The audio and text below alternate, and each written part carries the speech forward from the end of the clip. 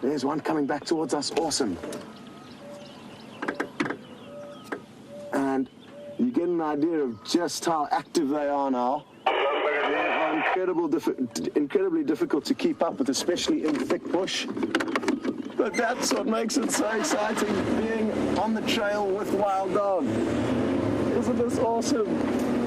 On top of this, the general excitement, they are incredibly successful hunters, the most successful of the large African carnivores. So it would not be unlikely if we get to see a kill being made. We might not be there for the takedown, but we'll be there for them finishing off the scraps. As you can see how quickly they move, it's difficult to be there for the actual takedown.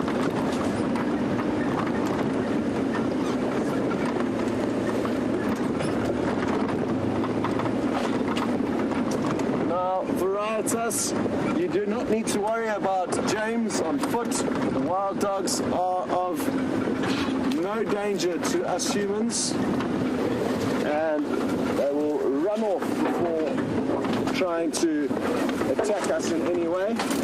Possibly in captivity, that's a little bit different. And Jamie is just making space for us. Thanks, guys.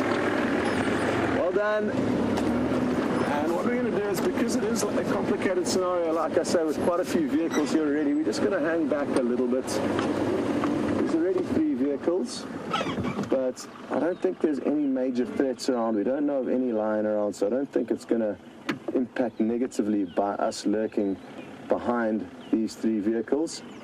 And all 3 of these vehicles do not have access onto Djuma, so it's kind of fair that we stay here in case they do in fact continue across onto our property. Now, I can't see the entire pack. Doug, thank you very much. Okay, cool. Thank you. Okay, thank you. So, it sounds like these could be the adults maybe, or the pups. I'm not sure. Doug offered kindly there to go and look for the rest of the pack. So that means that these are possibly, it looks like,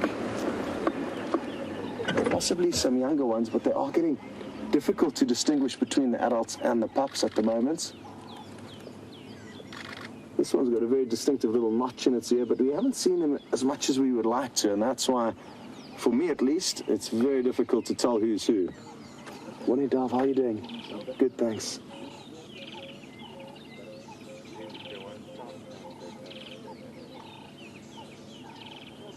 And sadly, for us now, they are heading back west, so we're probably going to leave them to it for now, but they could well turn around and come back onto Djuma again. And we must just be grateful that we've at least got a glimpse of them. David Limbu got his first view ever of wild dogs on these live safaris. And I'm sure you've got a big smile on your face. Thanks, dog.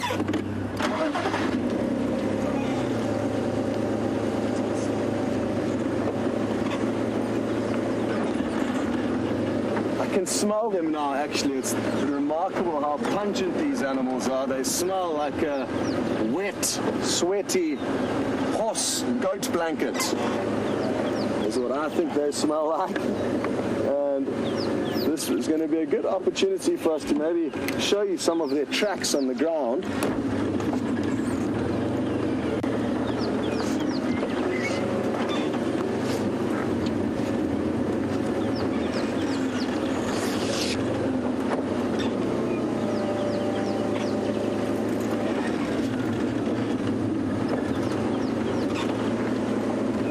And Eric, Asat, don't know your name, and good to hear you sending some questions through. You'd like to know if wild dog are rare, and yes, they certainly are. They're endangered, and there's only about 260 adults in the ginormous Kruger National Park, which we are a part of, so they are highly endangered.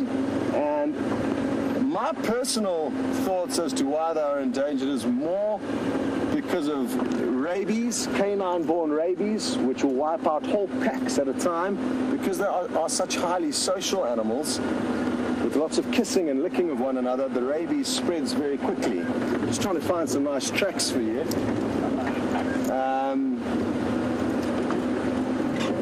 So yes, the rabies causes their numbers to dwindle, as well as habitat loss. But I think that's, you know, fairly standard for all animals on the planet. So you can see a lot of the tracks here. You know where we came from, but that one that heads south to Parallel. It's quite similar, these tracks, to hyena, but a little bit smaller, and sadly in the softer sand it's not easy to see definition, obviously, because the walls of the tracks cave in on one another. But it's a more slender track. Oh, look here, Bryan, they're coming back. We're in luck. Yeah, they're popping out back on Triple M power lines, heading straight east. Awesome. Perfect morning sunlight. Look at this. Take screenshots, lots of them, please. And the good news is they are still looking hungry. And hungry wild dogs are the best kind of wild dogs, because that means they're going to keep moving, hopefully, until they find some prey. Just going to get a hold of Jamie and Brent quickly. Jamie and Brent, they're heading straight down the power lines now, east. Copy, we're on standby. We'll turn around. We'll come back up that way. Okay, copy. I'm going back to channel 5. Okay, so I'm just gonna be chopping and changing. I think that's enough pack members for us to follow now. Yay! This is just what we want. Wild dog action! Come on, head deeper into Juma and find some impala. That is probably their ideal prey. Impala-sized antelope or smaller. That's not to say that they cannot bring down bigger prey like wildebeest and kudu. But in this area, we mainly see them hunting impala and smaller animals. Look at this, everyone. It doesn't get better. Perfect morning sunlight. 2, 4, 5 dogs on the move. I'll just check behind to make sure none are coming from behind us. Oh, one just popped out right next to the vehicle here. Hello, welcome back. I'm so happy to hear that a lot of you are letting us know exactly how happy you are about this wonderful sighting. We really do love all that feedback, so keep it coming.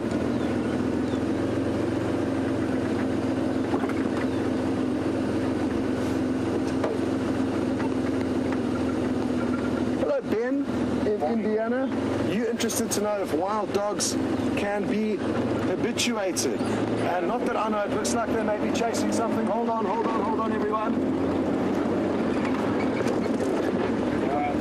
Yes, a kudu straight down the road in front of us. Can you believe it? A massive big kudu bull. I don't know if you saw that. Hey! Why are you checking that one? There's another one here, and it's just stopped looking at it. Bryan's got it. But this is surely too big for them to take down. But maybe there's some females, maybe there's some young kudu. Awesome stuff. I just saw a cloud of dust bursting across the road. There's one massive kudu bull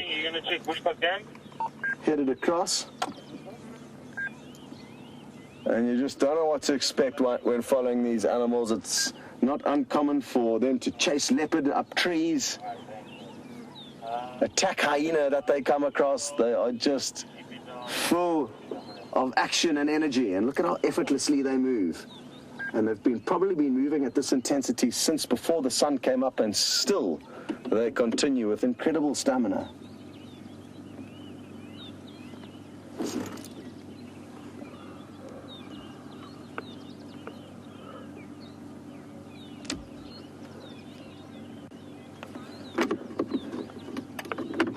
Hello to Ariel who would like to know whether we don't see wild dogs very often, and that's because every time we do, we all get so excited. And it's a combination of things, Ariel. It's the fact that they are simply such awesome animals, and like I said a little bit earlier, their success and strike rate when hunting is so high. Let's continue. Once headed back, actually, there it goes now. Quickly, Brian, just showing you that one disappearing back in the direction they came from. Thanks, Brian. Possibly heading back towards the youngsters who are still spending a little bit of time alone. The adults will go off and hunt, leave the pups somewhere. Once they've made a kill, they may return. Oh, sorry.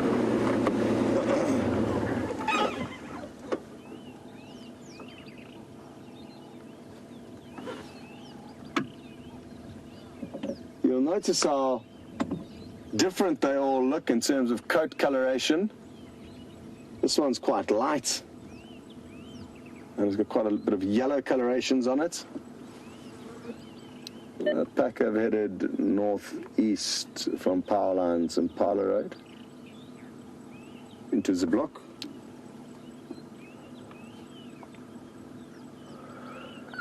Whew. Now it's going to be tricky what to do. It's very, very thick in here. Too thick to follow wild dogs. So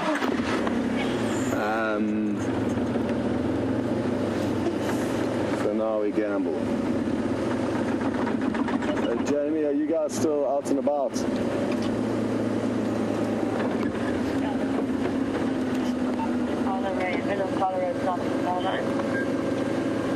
Copy that. Would you mind doing the power lines towards where tele-access, and I'll be on Parlour Road North, between those two roads.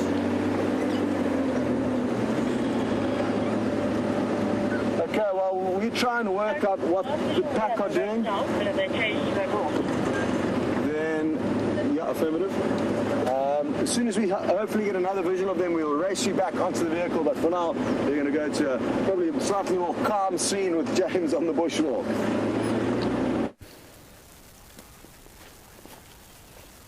Right, well, we're walking through a thicket here of Strychnos madagascarensis, or black monkey orange trees. Now, much in the same way as those terminalia trees or silver cluster leaves were something of an encroaching species in that clearing, so are these Strychnos trees. And this is one of the reasons I don't think that people talk about there being too many elephants around. I'm just not convinced that there are too many elephants around. I think the elephants would clear areas like this. I might be talking absolute nonsense, though. Wonderful that you've had that dog sighting, and like Scott said to you, we will nip straight back to them if they re-emerge where we can view them. So what we did was we left those buffalo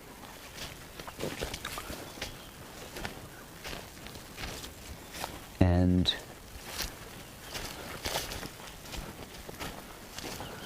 now a brilliant question from Neville along the lines of what I was just saying there. You want to know how much I think elephants, or what kind of role they play in turning grassland into bush and bush into grassland. Here is a feather, a beautiful feather. I can never identify the feather. I'm going to say that's a hornbill. What do you think, Andrew? Hornbill? Hornbill? What do you think it is? I'm absolutely hopeless with this. The one thing is for sure, though, the one thing that I cannot do as well as Scott Dyson and all of his thick hair is make this sit in the back of my head. I'm not going to try, Andrew. Don't look at me like that. I'll put it in the back of my hat. Anyway, how much do elephants change the bush? Elephant, of course, are keystone species, which means that their presence or absence in an area will make a profound difference to what the bush looks like. I think elephants, personally, have been responsible for maintaining grasslands in lots of areas. They don't, in this particular area, what I have found is that elephants tend to change the shape of the vegetation and not necessarily the constituents. So, for example, I'll get back to you on that. The dogs are back out. Let's go quickly and have a look at them. Copy. Jamie. We're just on access now. It's just phenomenal how quickly these animals move. They've crossed straight through the block onto Vuyatela Access Road. So we did a big loop around and got lucky to find them again. What is going on there? Mister, are you getting ready for a toilet break? It looks like it. Sorry about that. At least there's a few bushes conveniently placed between us and you. Looks like you're having a hard time. And I apologize for the hardships you are dealing with at the moment. I think we can all comprehend the discomfort. And off you go.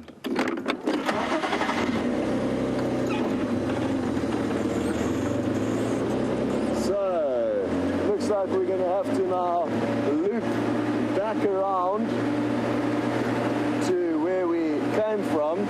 Again, it's just simply too thick to try and follow them through this bush, and let's hope that whatever they may flash from this area will move out into an open clearing. But again, while we try and get you another view, we're going to send you back to James. Blinking, 3. Right, hello everybody, look at that. Not quite a wild dog, a grasshopper of some sort. I think possibly a sort of family or genus known as the Theracles grasshoppers, known for their beautiful green colours and powerful thighs, completely unlike mine, but like Scott's, I suppose. And he's the most wonderful green colour. Now what we'll do, Andrew, if we don't mind, horribly, let's go around this side, because then we'll get a better view of his colour in the sun. Let's just check the wind, Andrew.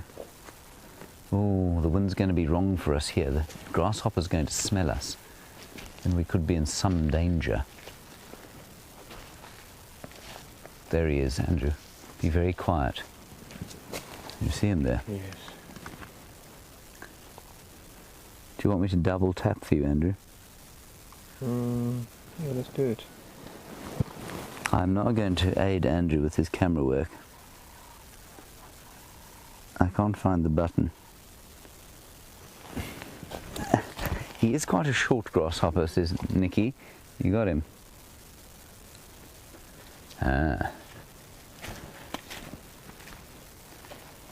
he's tiny. He's only about ½ an inch across, and I think that's why I've identified him as a Theracles grasshopper. You can see his abdomen there, full of grass, and I think they move with this motion. It's the same way that a chameleon moves, just to kind of, they almost look like they're leaves sort of wafting in the wind as opposed to walking purposefully in one direction, which I think probably puts predators off.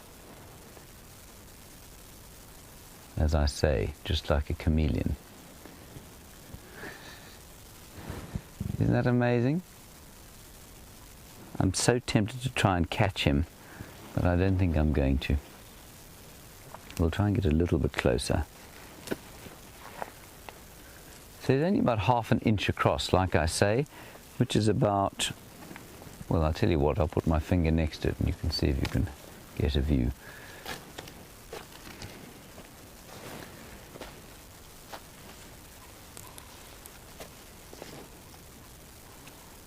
There, you can see him next to my large schnoz.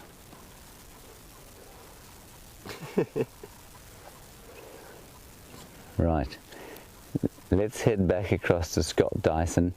He's got the dogs. I'm just going to quickly check the wind once more. I can smell Andrew, it can't smell me. Right, let's go to the dogs and Scott. We'll see you shortly. Well, our luck continues, and I'm going to have to show you on the GPS exactly what kind of distances we've been covering since we've been following these animals.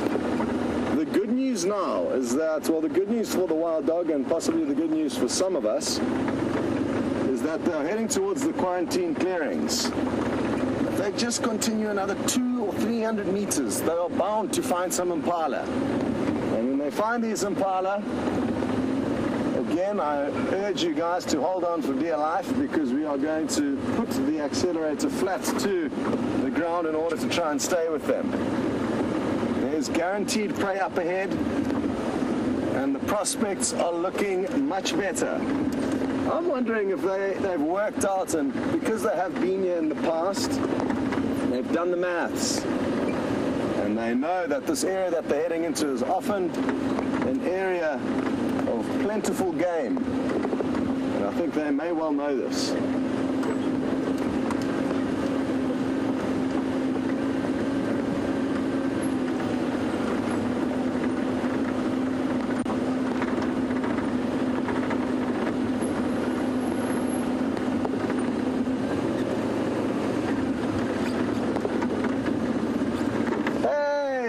Bryan in Philadelphia. Happy to hear you with us, and even happier to hear that your younger brother is joining us too. Danny, it's great to have you on board as well.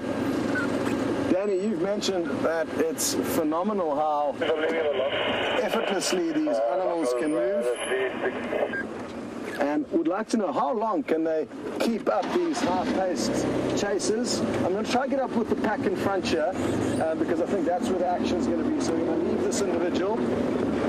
Danny, this kind of general trotting that we've been seeing them doing, not a high-speed chase, they can keep up for hours, and probably from the early hours of this morning they've been trotting around like this. In terms of actually chasing down prey at full speed, they can also do that up to a few kilometers. So for a couple of minutes they can be in a flat-out sprint, and what this results in is that their prey will often collapse in a heap before the wild dog even need to actually tackle them to the ground. Oh, there's my fancy radios on the way. Come on, dogs, you guys are so close to the action. Keep going. A couple of 100 meters, and you'll be able to fill up those empty bellies of yours. So, Danny, like I say, they can move at high speeds of probably around 40 to 50 kilometers an hour for very prolonged periods of time. And it's this stamina that makes them Africa's most successful large carnivore. Their relentless speed and stamina makes it difficult for prey to escape them.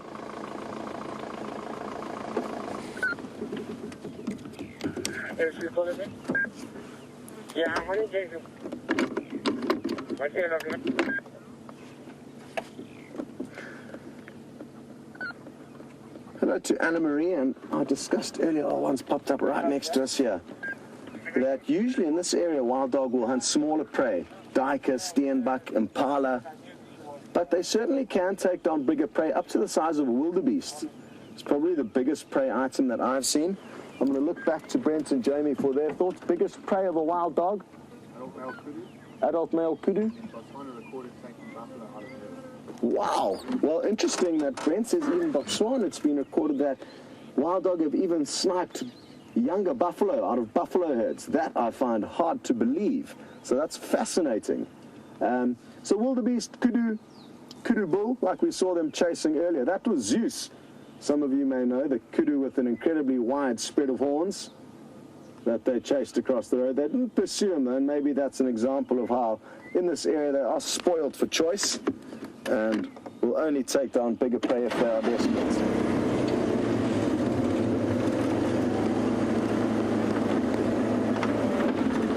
You guys are going the wrong way. Don't go that way. No. All of the food is that way. They have gone that way. But there's a chance that they could bump into something anyway.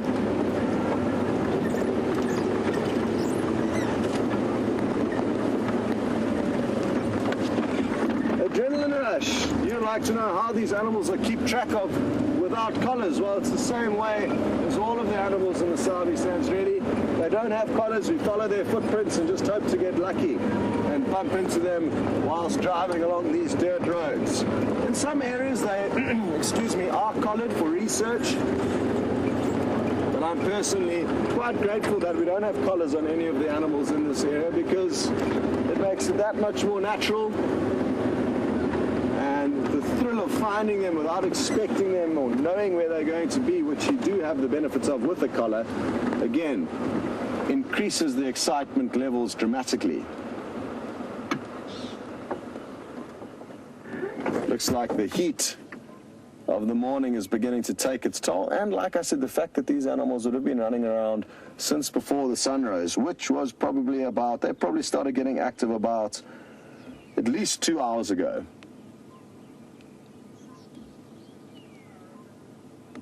We've got more of them coming along our line. Sorry, Jamie, go again there, please. We've got another 3 adults coming up along east along power lines again. Okay, copy. Wonderful. Thank you. These guys are just heading north up Weir's access again. So awesome, Jamie's got 3 other adults coming towards us, which is good prospects. It should be about 10 or 11 adults in the Sands pack, and a kind of similar number of pups last time we checked.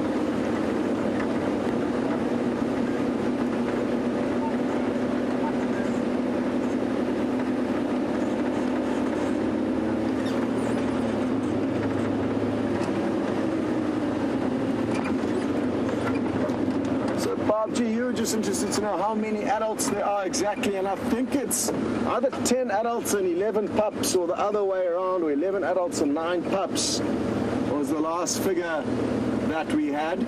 So quite a large pack, but it's important to understand that these packs can get up to 20, sometimes 30 or 40 animals. You can get some very large packs in various parts of Africa, but in general, in the Sabi Sands, no ways, look at this, we're in for some incredible action here. Elephant, Cape buffalo to the right of the elephant, and now the wild dog heading straight to buffalo. I'm going to try and keep up a little bit to get you some good views here. The buffalo won't take any nonsense, and as you can see, it stood up, was lying down, and headed straight towards the wild dog to say, we are not going to tolerate any of this behavior. The buffalo are probably going to be more relaxed in general than the elephants. The elephants are quite emotional animals and get very worked up. Buffalo are more hardcore, and they only get excited if and when lions are causing trouble. But because of the smell of these wild dogs, the elephants have got a strong chance of picking up their scent. And there's a few young calves in and amongst these elephants, so you could find the mothers getting a little bit worked up. But for now, I don't think they've actually worked out what's going on.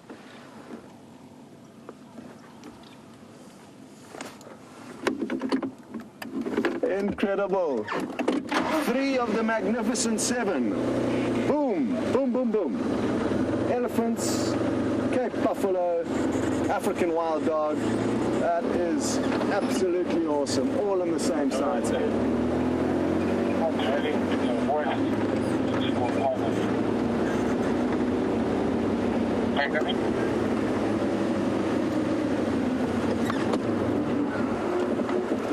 Hello, David Limbu, and you've asked, is it normal for them to always use the roads? Jamie, you got You have seen them majority of the time on the road simply because we've been driving along the roads, but that's not to say that, like now, and like a lot of the times when you left us to join James on the bushwalk, they were moving through the block.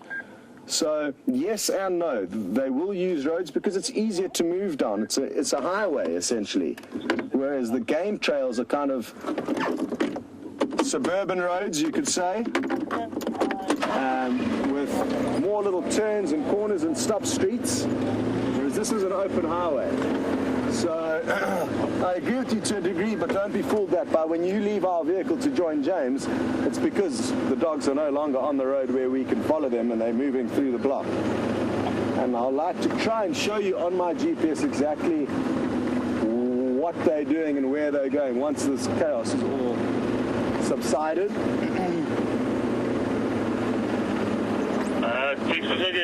my first Ingrid Conzo that's coming north through that Shikobatin with a smaller coloring, but I'm not going to be following up there.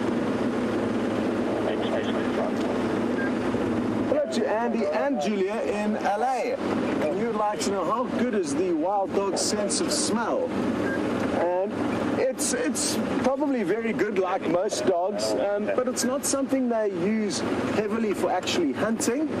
They are sight hunters. They run around until they see something and then they run after it. Their ears and their nose will probably be most effective and most useful for them when actually relocating the pack. When they chase prey, they can bombshell. One impala can go this way, one impala can go that way, and the pack can split. They could each chase their own impala, really. And what that means is that they can all of a sudden be huge distances apart from one another. And morning, guys. And because of that huge distance that they can cover very, very quickly, they will obviously need to relocate with the pack, and again, their hearing and smell will be most effective for that. I'm hoping they're going to pop out here somewhere. I'm just going on their general direction of movement that we last saw them heading in. We've been incredibly lucky this morning to keep track of them for as long as we have. Anywhere here they could pop out.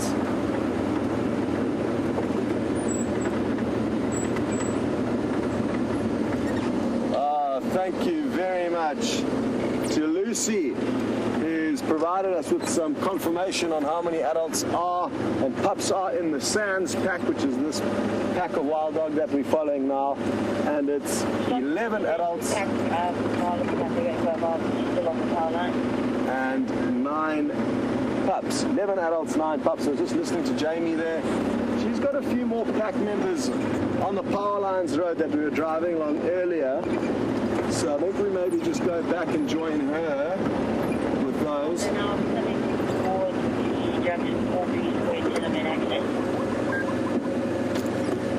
Copy, thanks, Jamie. I've lost the other portion over here, north towards the northern edge of the Impala Plains. Or Fleers, north and west. I'll head back around there.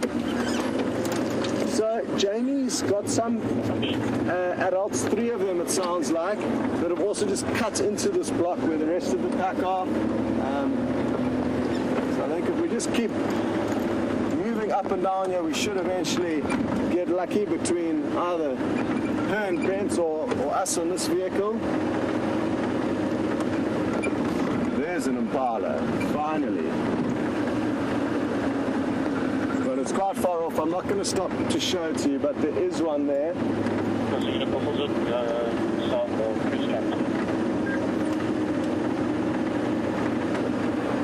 Hello, Daryl in Alaska, and you'd like to know if the pups have got names? Not likely, because not even the adults do, as far as I'm aware.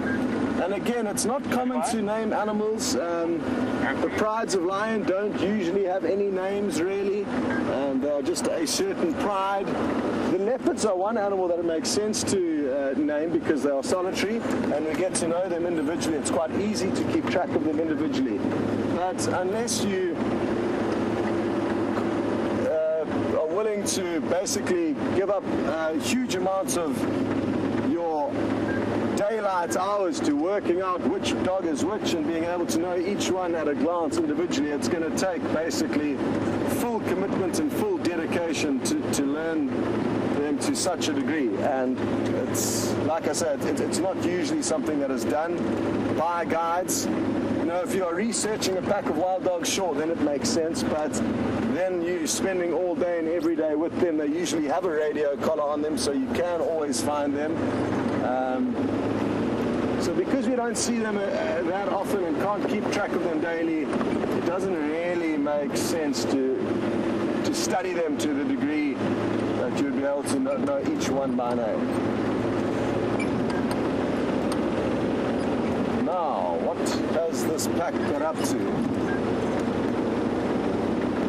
Who knows, they could have made a killing here somewhere and they could be gorging themselves on it.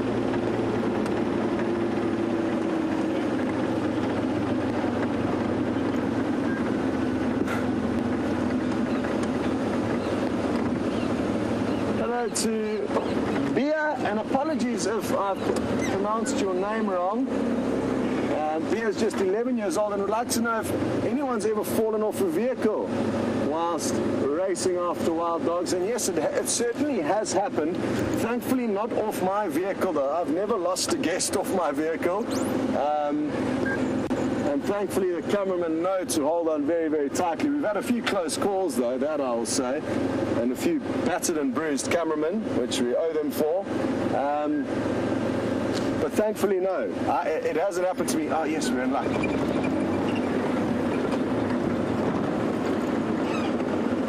I just saw one poking its head out here.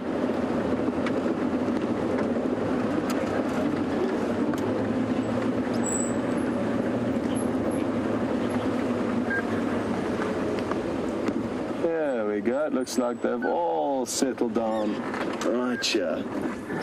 Perfect. And look what we found straight down the road. This is going to be a nice glimpse.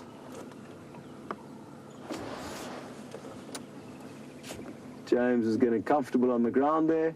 Steph is protector, standing nearby, and Andrew doing the camera work. So happy that they're in on the action too. Who knows, imagine if the wild dog chased some prey past them on foot, it would make for some incredible shots. And like I said earlier, they have got absolutely nothing to worry about. These animals do not pose a threat to us as humans.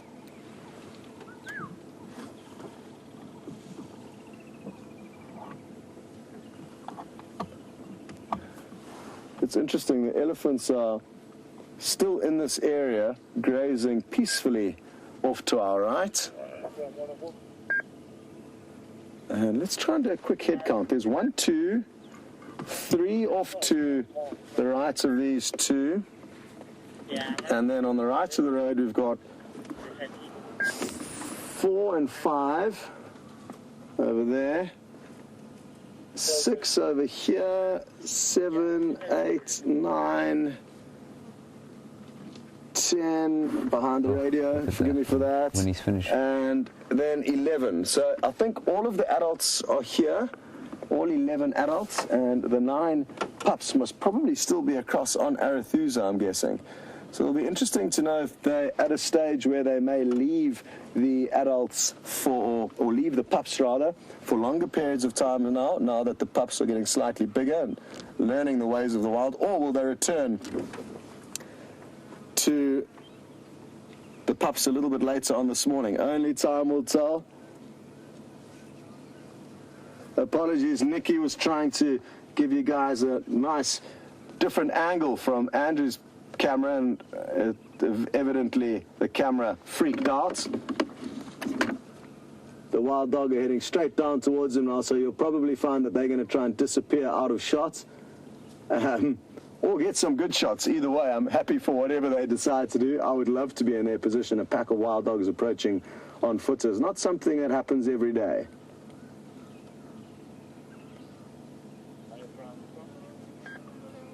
Let's hope that that camera gets fixed up, because it'll be so wonderful to get you some shots from them on foot.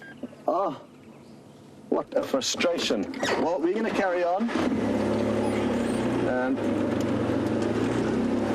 at this stage, it looks like they're going to come running straight past them. This is going to be fantastic.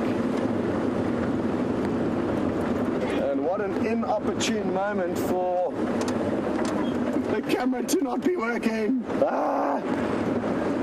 Anyway, at least one of the cameras is working, and at least the wild dogs are with us. And for the 4th and final time, they are safe. There is nothing for them to worry about. So fear not.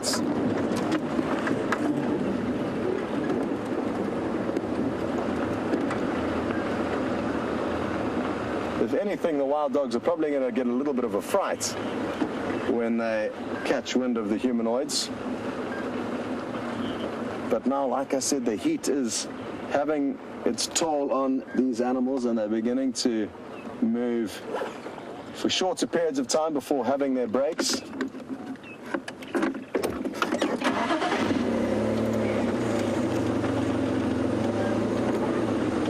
Now these James and Andrew are literally sitting on the side of the road. They're going to be in such a cool position here.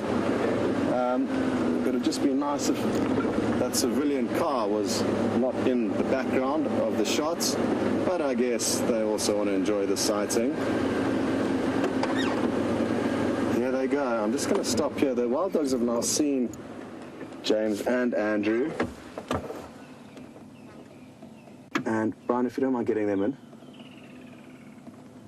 And let's just see what happens here.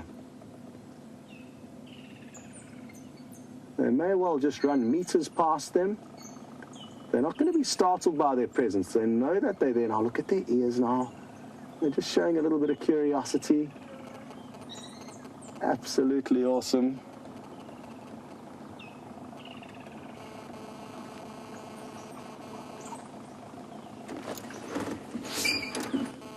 You can hear some high-pitched chattering behind us, and that's the rest of the pack coming running past right here.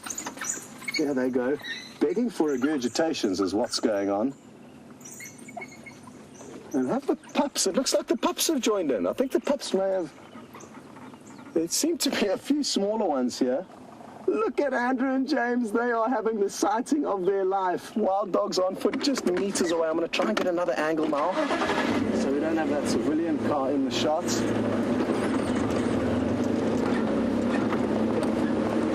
This is remarkable, and like I said, this is a sighting of a lifetime. It is so terrible that their camera isn't working, but I think Andrew is being able to record this. Look at the smile on James's face. This is so awesome. Remarkable. The good news is Andrew is filming. You can see he's concentrating. So even though you cannot see this live, well, you can. You're just seeing it from our angle, not theirs. But there is going to be some incredible footage that Andrew is capturing now. So that's going to be a little treat for later.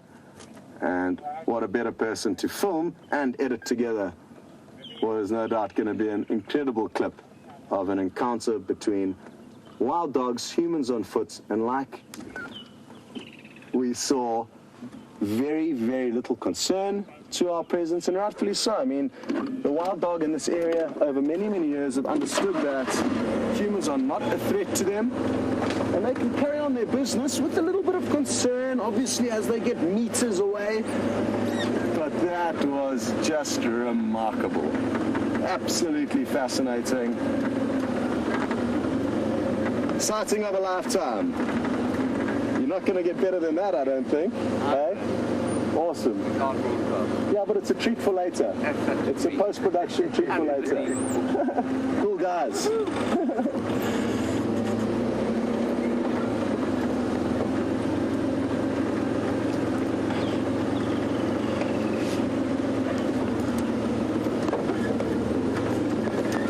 Morning. Hello, Kaylin.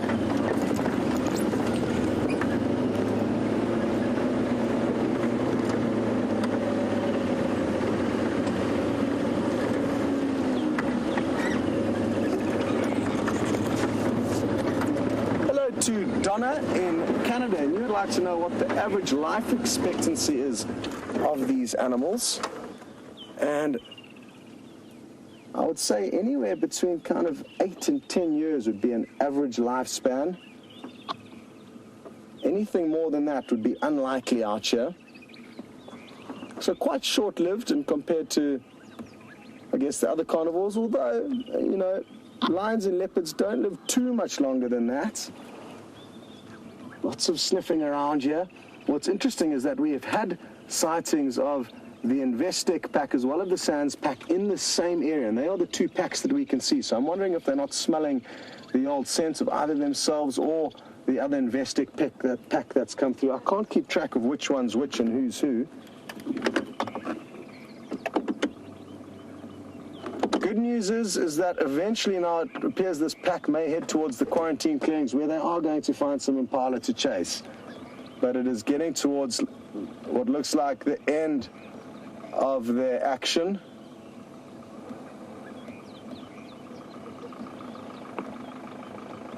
And I guess I may be a little bit nonchalant with my emotions and understanding of the sighting that's just happened now. with Andrew and James on foot, and isn't it just so remarkable, and aren't we so lucky to have all experienced that and witnessed that together live? And never in my wildest dreams did I think that was going to be happening today, as I'm sure neither did many of you. And everything happens for a reason, maybe a little blessing in disguise that we're going to be able to look at that footage that Andrew and James captured a little bit later. And you did get to see everything from our angle. So awesome, awesome stuff. And like I said to them, that is a sighting of a lifetime for them. I don't think that's probably going to happen again anytime soon.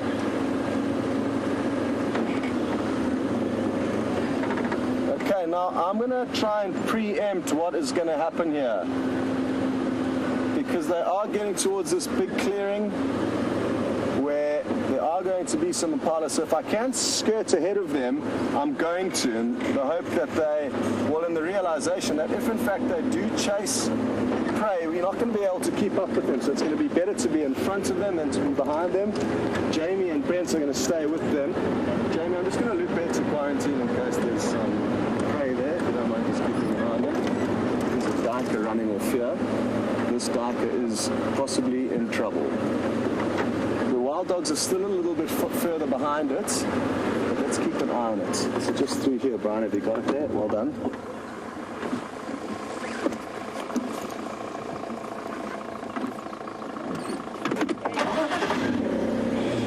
Here comes the duiker. It looks like it's going to sneak away. Lucky, lucky duiker. It outfoxed the wild dogs. And disastrous nonsense, you're right, those dogs are not shy at all. Okay, here's some prey. And they...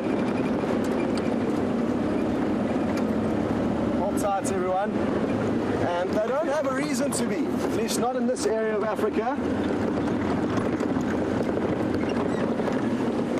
This young male Inyala could be in trouble.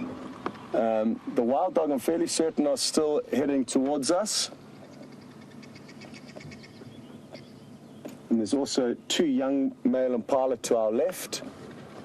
It's just whether or not these wild dogs continue in the right trajectory to find them, and I think they're going to. Is it guinea fowl alarm calling as well? Maybe there's a bird of prey in the area, I'm not too sure what's unnerved. And there's Ellies in the background there. The guinea fowl, Bryan spotted some Ellies in the background. It's just all happening here. The wild dog, we're literally heading directly towards where we are. We are, the Inyala, which is just over there, is literally between us and those wild dogs where they last were. Any sign of them there, Jamie?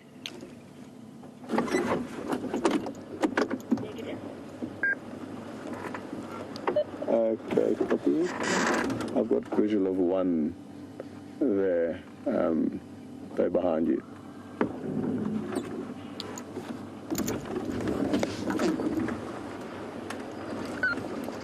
Okay, here they come, Bryan. Here they come. Straight through that gap by the dead tree. Have you got them? Yeah, you've got them. The Inyala is going to start running for its life, and we are in a very good position to film it. Please, can you get the guys to stay where they are, Jamie? Here comes the Inyala bounding past us, and a bit too much of a head start, but maybe the two young impala that are just beyond us are going to get a better chase.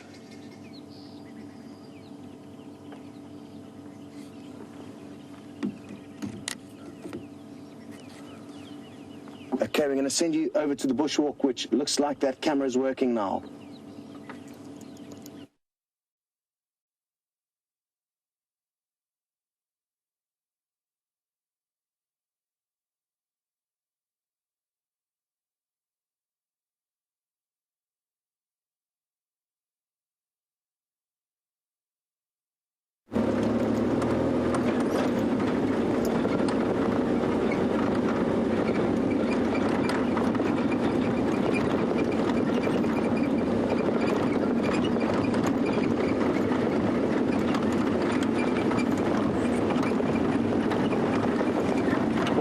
Everyone, we're just getting into a good spot here, and this is going to be an incredible view.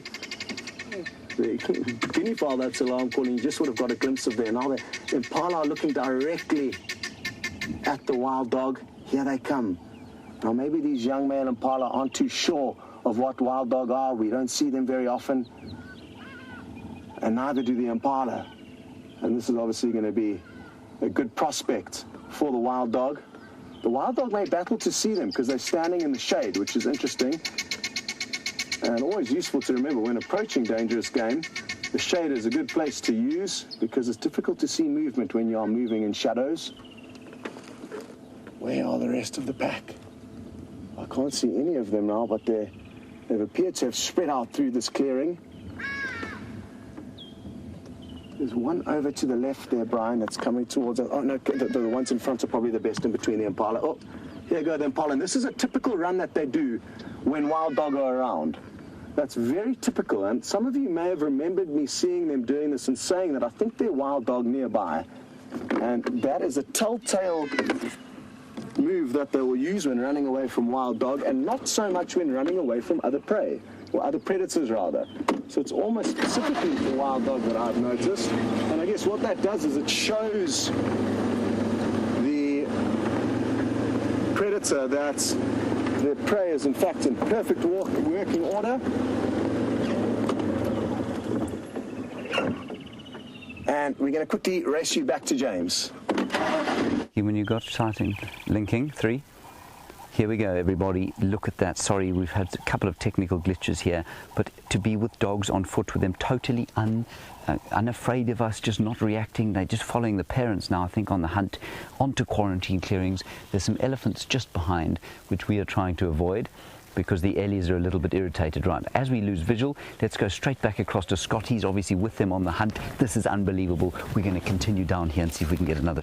So, guys, it doesn't get much better than this. This is the fireside chat spots, which we haven't been using too much over the last few weeks, and apologies for that, but the wild dog are going to be running straight past it.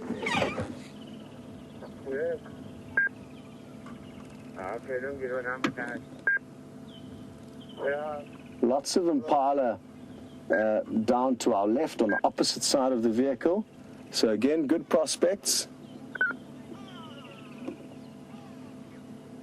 And wild dogs are clever. They know that there's a lot of young impalas around in bigger herds, which are easier to find good prey out of, rather than just 2 young males. And they are on a mission. They are still empty-bellied, and like I said, the impala are not too far away. Hello to Ava, who would like to know how big are these animals? How much do they weigh? And they probably weigh anywhere between 10 and 15 kilos, 20 to 30 pounds. And they're probably about half the size of an Alsatian. Okay. There are some young impala just up ahead on our left, young males, and it looks like the wild dog have just seen them. That's what that one stopped and looking across at.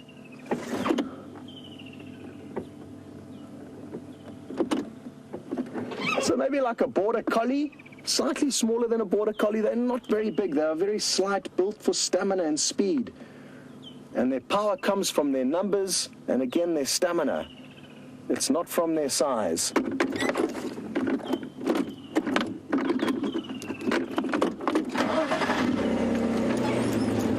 Okay, we've got some action here, They've seen an Inyala bull that they're chasing. But not too seriously. Let's see what happens. It may change, but for now, kind of haphazard. Half the pack splits up. Oh, they're going for it. They're going for it. There's one. You're still there, Brian. Sorry. There was one that was just behind these 2 Inyala bulls, but they gave up the chase in the end. Jumping for joy, I guess. And interestingly, one wild dog just let off its strange bark behind us. Kind of in frustration, you could say. I want to get back to the rest of the pack, though, because the rest of the pack were in a better position to chase some impala. We're going to send you back to James quickly. Right, there they go, everybody, just down over the slope. This is the most unbelievable thing. You're going to get Scott coming into picture now. He's going to carry on following the dogs. We're just standing here basically on quarantine, and it's all kind of happening around us. I can see the elephants down to the left, to the right-hand side of us. I'll point to where they are. We can't see them at the moment, but they've gone down through those bushes there. You can hear them shouting. We're obviously not going to try and get too close to them, and Scott is now back off with the dogs. It's just unbelievable.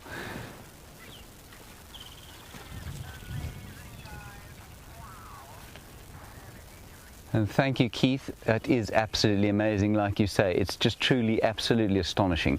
Okay, let's head back across to Scott. He's obviously a lot faster than we are at the moment. I think he's with the dogs. We're going to keep probably just standing here and see what unfolds. Well, sadly, the pack have headed off in the wrong direction that those impala were heading in. So they've missed an opportunity there. And again, I think that because they are such successful hunters, they pick their moments wisely. And those Inyala possibly slightly too big and looking slightly too healthy.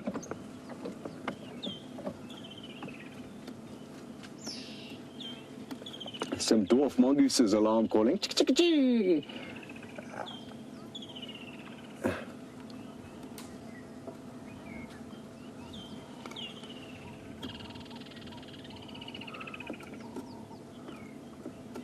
Interesting. Paula says that the impala do that specific run to release pheromones from their metatarsal glands, which are glands in at the base of their legs, and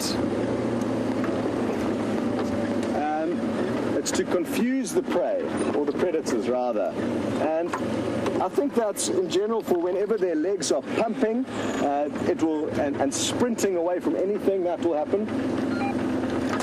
So I don't think it's only when they do that specific kind of run, and I don't think it's necessarily to confuse the prey, the predator. I think it's more so that they leave a trail so that they themselves can relocate their own herd once the chaos has diffused.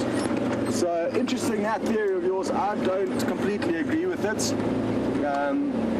Once they're running away from their prey, they're not going to throw them off by leaving a different scent trail. The prey either can see them or they can't, and when they can't see them, the chase is over. It's not like predators track down their prey by sniffing them.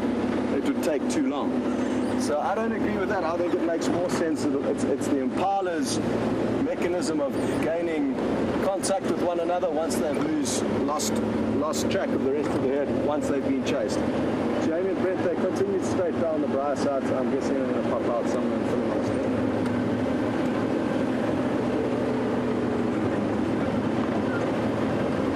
us. So they're moving parallel to us here. They could pop out anywhere in front of us. Hard to say, but at least Jamie and Brent are in the area. So I think we can wait here and cover this area. Jamie? Standing by.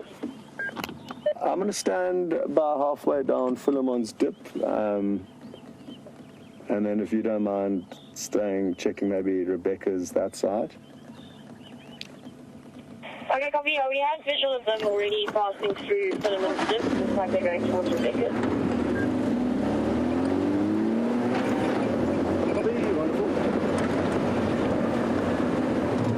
Okay, so no surprises here. The wild dogs are ahead of us.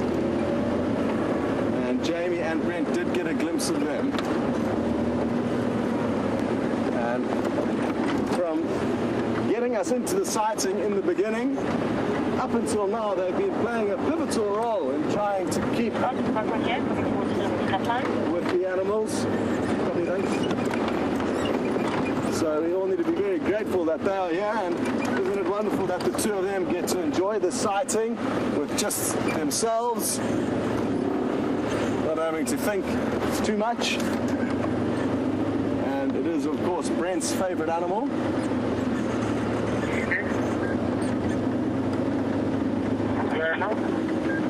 So they're just below us now, Jamie and Brent, and they say there's some heading towards us. I think we can wait here.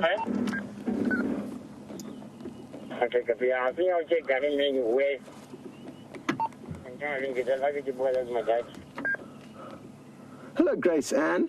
And you've mentioned that the Ellies were having a little bit of an impact. And I disagree that they did get worked up, definitely, but I don't think they had any influence on the pack's movements. If anything, in general, it's a pack of dogs that will influence an elephant's behavior and it'll get elephants worked up and emotional, whereas it's the opposite for the wild dogs. The elephants are going to have very little impact on wild dogs other than giving them something to play with, because wild dogs are so light-footed and so quick and nimble. The elephants got no chance of causing any harm to one, and the wild dogs know that. So, if anything, yes, their behavior was a little bit funny, but that would be because they, in fact, are scared of the wild dogs. As big as they are, they don't like the fact that they can be teased and tormented.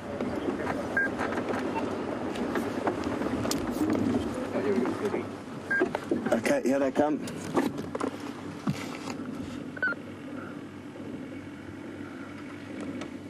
Hello to Anne, and you've mentioned that with 2 different feeds, giving you different angles of these animals. There's a glimpse of Brent on the tracker seat.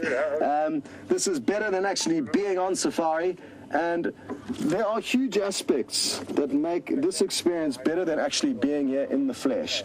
I guess you could equate it to watching a live sports game at the stadium versus watching it at home. Often the views you're getting that you would get at the stadium. And there's Brent taking some photos.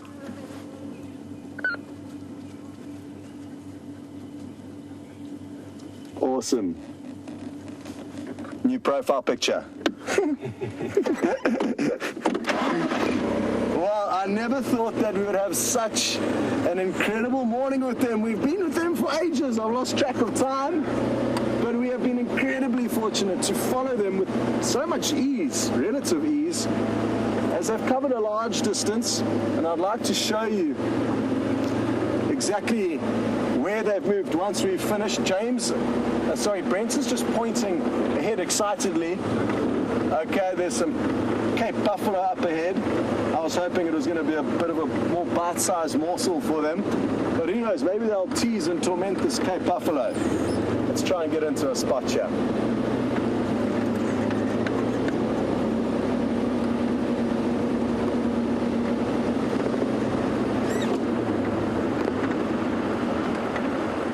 But don't be fooled, the Cape Buffalo does not take nonsense from anyone out here, not even the lion. And from time to time, even like I say, the lion gets showed up. Now, what's interesting is that this pack is mixed. There's not all adults here. There's half adults, half pups. So I think what may have happened is that the pack may have split in 2. And some of the adults with the other pups are elsewhere.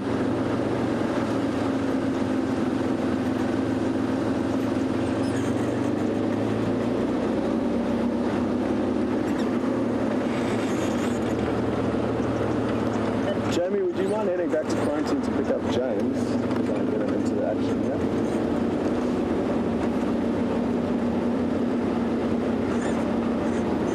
So just ask Jamie and Brent if they don't mind trying to go and pick up James, just so that we can try and have another camera feed where possible, even though it has been a little bit shaky. So it looks like that's what they're going to do.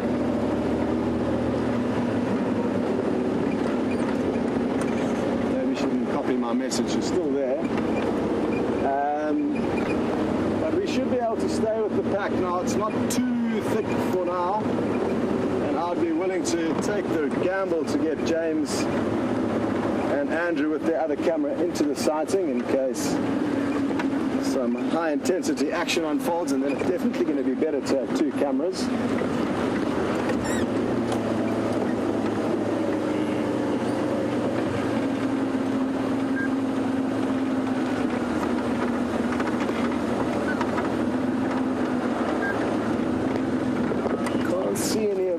That's so I'm just going slowly, but I'm guessing they're going to pop out fairly shortly. Come on.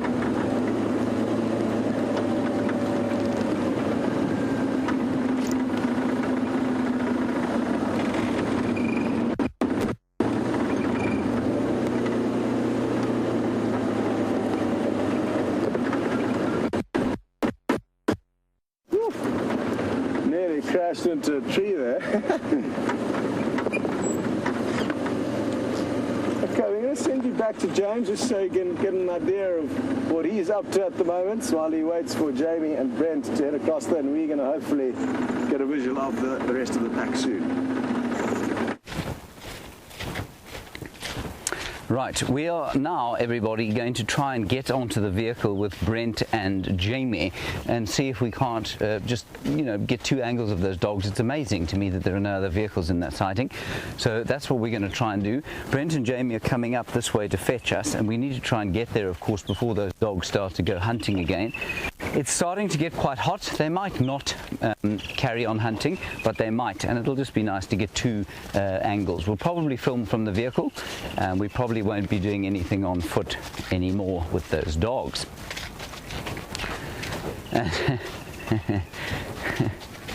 And Andy, you reckon Andrew must buy a lottery ticket because, he's had Karula, the cubs, and now these wild dogs on foot. I'll tell him to buy a lottery ticket.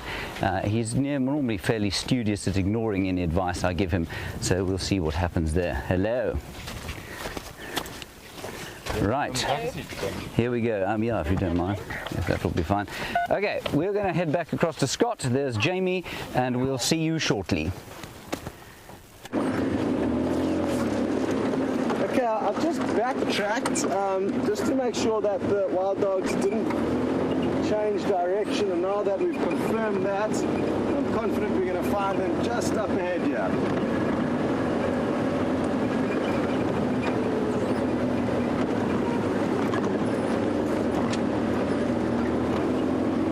Interestingly enough, this is very close to where we actually got the update. It was right here that we raced from, with that white-headed vulture somewhere around. And they're heading towards Treehouse Waterhole, where I pointed out that treehouse at the start of the safari. I'm guessing they're all going to be milling around there. There's a small little wallow that they may actually, I can see their tracks on the road heading down here, so that's good. There's a small little mud wallow that they may be trying to cool down in.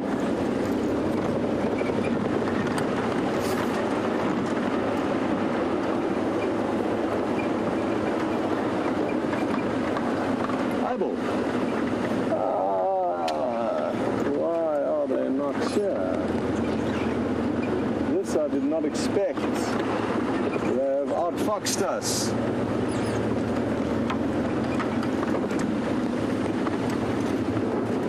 Here we go. Phew. They must have chased something. They've moved a large distance in the opposite direction to where they were going. So they must have found some possible prey that they chased. Or they've caught something and already eaten it. Look at all the blood on their face. They've caught something small, consumed it in the few moments that we've been gone. I'm guessing it's probably a scrub hare.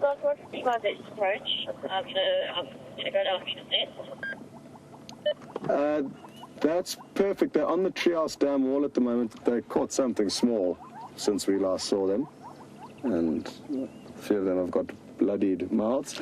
Awesome. Here are the vultures that we saw earlier, and I can actually see the white-headed vulture flying in and amongst the white-backed. It's the one on the far left. I think that's it. Yeah, I think that's the one that Bryan's on. No, it's a different one. It's that one, the lowest one there, Bryan. No, a little bit low.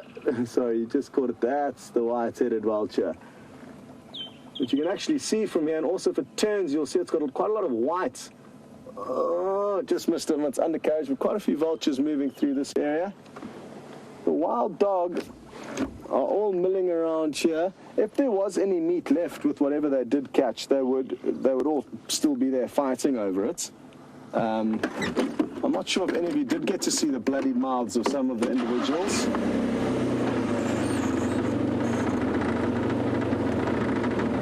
Difficult while they're in the shade. Jamie, one or two of them are heading east on Trios Road towards Weaver's Nest. Shame it's hot today. Copy. We're on Weaver's Nest now. I'll take Treehouse Road.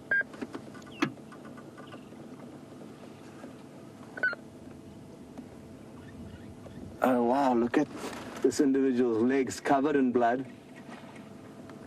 Who knows what it could have been? But at least they've had a little snack, whatever it may be. I'm guessing a scrub hare, maybe a diker they would have taken a bit longer to finish off. What'll be interesting to see is if these vultures don't catch wind of the pack and start following them. Actually, it's not uncommon in some parts of Africa for birds of prey to follow wild dogs. And even to our left here, Brian, there's a bataleur and what could be a tawny eagle circling above where those wild dogs came out of. And they could well now follow this pack with the knowledge that they are very successful hunters. Awesome stuff. Aren't we getting spoiled with all the different carnivores today? Some in the sky, some in the ground. Too good.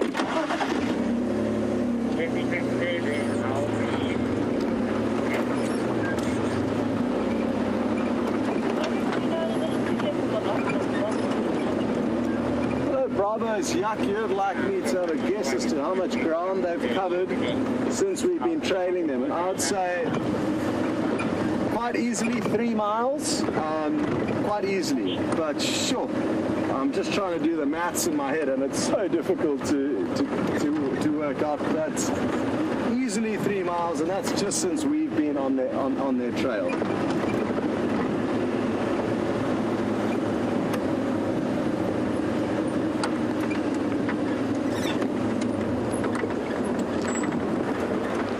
I'm hoping is that towards the end of the safari, if these highly energetic creatures decide to have a snooze somewhere, we'll be able to finally show you exactly where we started following them and get an idea of how much crisscrossing and backwards and forwardsing they've been doing, if in fact I can actually remember the whole sequence of events.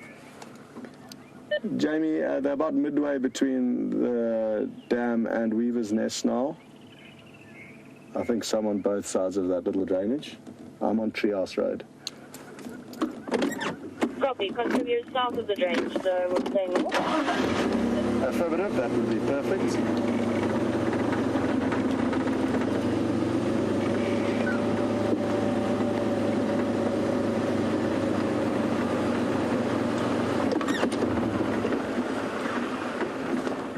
You can see now they are panting very, very deeply, and a combination of obviously exertion, but the heat is immense. It is getting extremely hot and humid, and I'd say that it's probably approaching, even now, this early in the morning, a high 20 degrees Celsius mark, which would put you, I think, roughly into the 90 degrees Fahrenheit. It is beginning to cook. 26 degrees Celsius and 79 degrees Fahrenheit is the alleged temperature. I'd be willing to say the weatherman's not entirely correct, and it's a bit warmer than that. But maybe that is just me and my thermometer. Brian, it is getting warm, eh? It's hot. Very hot. And it looks like now maybe an opportunity for me to try and show you where these animals have been moving, but let's just see what happens next first.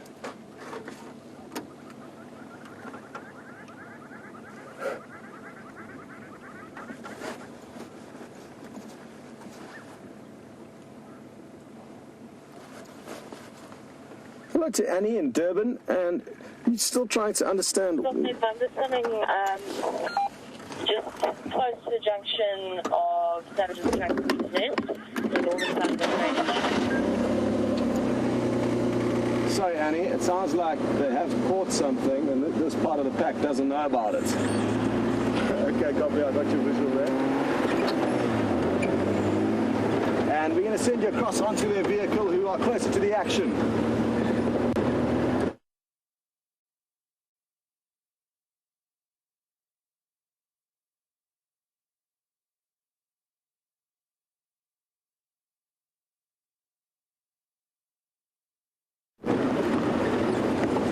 Apologies everyone, I've got no sound and I had a stick in my mouth, so you almost had no sound from me, but we will be there very, very shortly, so fear not.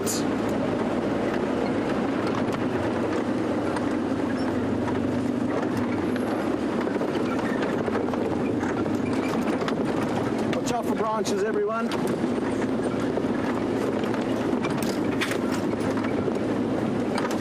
Annie and Durban, I'm going to get back to you as soon as I'm in position here.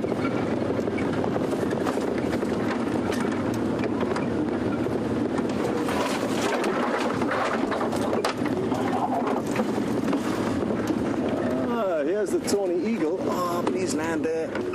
It almost landed so close to us. It's the remains of a steenbok that all the birds are interested in. And there we go. There's the head of the steenbok. And it's a male, a fully grown male, but you can tell how small its head is, that they're not very large antelope. And look at this. Battler has just landed on the scene. It's a juvenile battler. Well done there, Bryan. Great camera work. And this is just an incredible show of how effective nature is. Within minutes of this kill being made, the battler is here. And it's got a little bluish tinge to its beak, which will, when it becomes older, will become red. When I mean older, it's around 8 years of age that they get the adult plumage, but there is a blue sheen. And it's keeping a close eye out, as was that tawny eagle, for any little scraps that may be left by the wild dog. I'm just going to try and reposition quickly, get us a better view of the dogs and whatever they're chewing on here. What a morning, everyone. It's been remarkable that we've managed to stay with this pack for so long, and eventually they have succeeded in the kill. Like I said earlier, the chances of us being in the right place to capture the takedown is slim. And well done to Jamie and James and Brent and Andrew and Steph, who are all on the other vehicle, for finding these remains. I think that the other pack members are aware of what's happened, but because they know that there's not much food, that it's not actually worth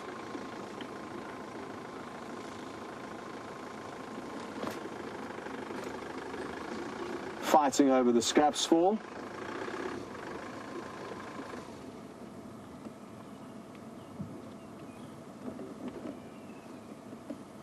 The scraps, of course, that the battalier are more than happy to wait for. And let's see if we can't get you a shot of it. Look, it's peering down at us here at a very funny angle. How cool is this? Too good to be true, everyone. Too good to be true. Now, Annie in Durban, I have forgotten your question with all the excitement, but I'm sure I'll be reminded of it shortly.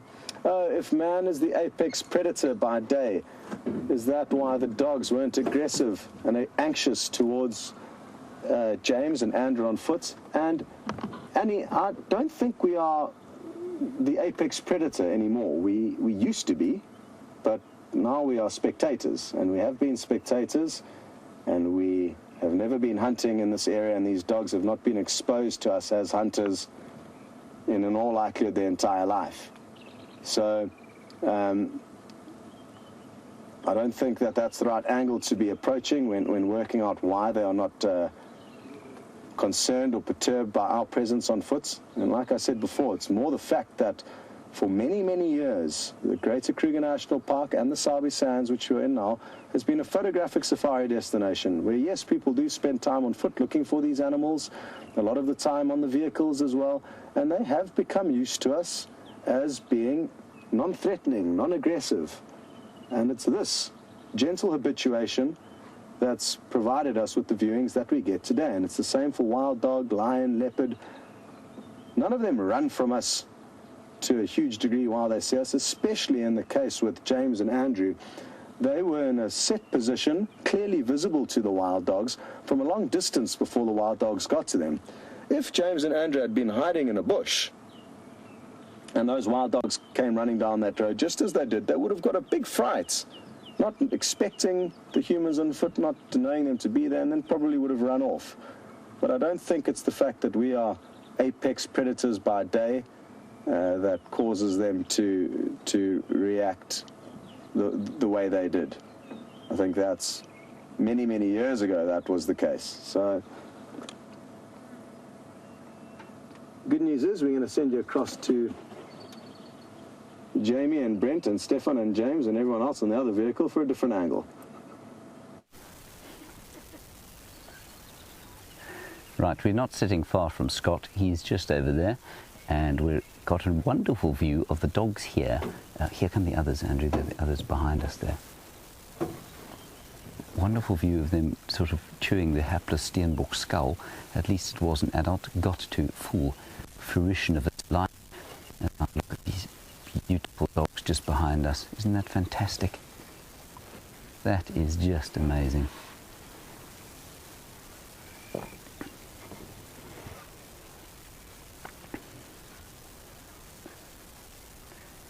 And Paul Rizzo, while we're watching this dog, the pack sort of reuniting here, we want to know what it felt like for us to have those dogs so close to us on foot at ground view. It was absolutely astounding. I think for both Andrew and I, it was probably our best animal experience on foot. Hey, Andrew? Definitely. Andrew says definitely. And I mean, Steffi wasn't too far behind. He was actually just behind a termite mound, so he was even better hidden than we were. And the dogs, I think, probably got slightly closer to him even than they did to us. But then afterwards, to have the nyala pronking or speeding across the plains there with the elephants just and the dogs next to them, that was just unbelievable. Certainly my top experience of. And you know, I know there have been a lot of questions. I've just been listening to Scott answer the question to Annie about, you know, about predators and whether they were afraid of us and we were afraid of them. There was a complete sense for me of a lack of threat. I didn't for 1 second feel threatened. And Andrew said to me, he said, well, what are they going to do? And I said, I don't know. It's going to be fascinating to see. I thought they'd go off into the bush and really skirt around us. But to have them come that close was just incredible. And the camera, for some reason, didn't allow us to film them. And I think, I mean, the point of that being, you know, many will scoff at this, but it meant that we couldn't concentrate on presenting. We actually had to just appreciate the incredible experience of being on foot with those dogs, and it truly was unbelievable. Anyway, here we are again with the dogs. We're sitting on the Mahindra, Jamie driving, Brent pointing at things, and there we've got, I think Brent is pointing out that pale form tawny eagle that we had earlier on, which is just a spectacular looking bird. Can you see it, Andrew? It's right there in front of the apple leaf in front of us. Andrew's looking a bit confused. He's a bit dazed by the astonishing sighting that we've had today. Can you see it, Andrew?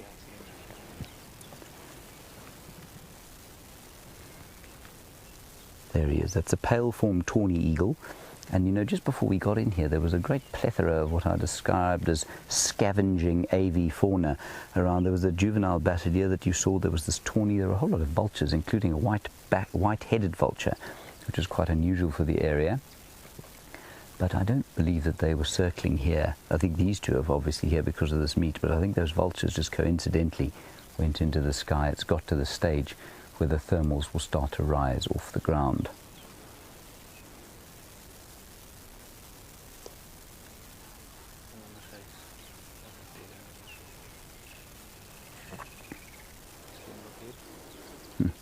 That's interesting. Siberia, you want to know, we talk a lot about the stink of these wild dogs, and you want to know how did it smell being so close to them. I don't recall actually smelling them at all. Andrew, do you? I smelled them a bit. Andrew smelled them. I don't think I was concentrating enough on the smell to know, to be honest. But I can certainly smell them where we're sitting now. We're sitting about 20 feet from them. 20 meters from them, so about 60 feet. And I can smell them now, that very kind of strong, wet doggy smell, which is pretty offensive in your lounge, but very pleasant out here in the wild, because it does signify, of course, Africa's second most endangered carnivore.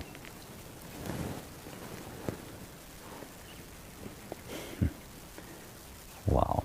And just like I say, we are so lucky that there are no other vehicles in the sighting other than Scott, so we're able to spend as much time as we like with them and just really enjoy them. I've moved off the front of the vehicle because it was deeply uncomfortable. This is not much more comfortable, but I don't want to frighten them, so I'm not going to move anywhere from where I am now. I have a pole digging into me rear end at the moment. Nikki says I look like a supermodel. Well, she's the only person who's ever described me like that.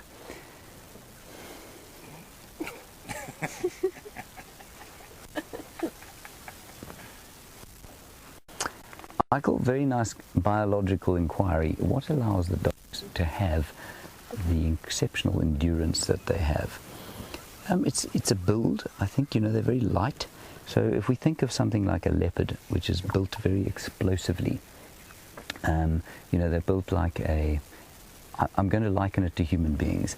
So a top sprinter is a heavy human being, often sort of in excess of 80 kilograms or 90 kilograms, sometimes tall, but very well muscled all over. Big thighs, big legs. So if you think of the build of Usain Bolt, although he's lean, he's very muscly, but he can't keep going for longer than 400 meters or so. If you think of a marathon runner, more slightly built, much shorter, much less obvious power. And it's the same in the animal kingdom. You think of a leopard, it's got a lot of power, a lot of fast twitch red muscle fiber. A dog is much slighter, much lighter on its feet, much more white muscle or white, slow twitch or white muscle fiber, and that allows them to run much bigger distances. And that's the basic reason for why, what the physiology is around allowing them to run the distances that they do. It's interesting to me, though, and this is what I don't really understand, is that they obviously, the diet of a leopard and a wild dog is very similar.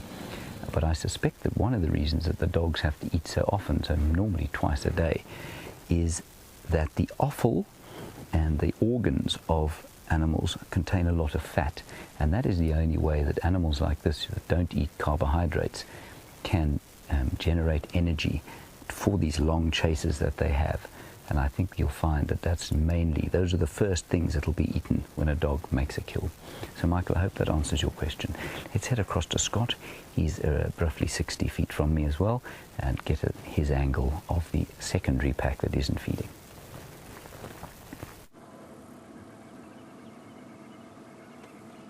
Well, finally, it looks like the pack have decided to settle down. And isn't it wonderful that we've had two vehicles, or two feeds at least, giving you different angles of the sighting. I'm told that it looks like the one youngster is still trying to do its best to chew on the skull of that steenbok, and it's always quite amusing with wild dog how they carry around the skulls of their prey almost like a trophy.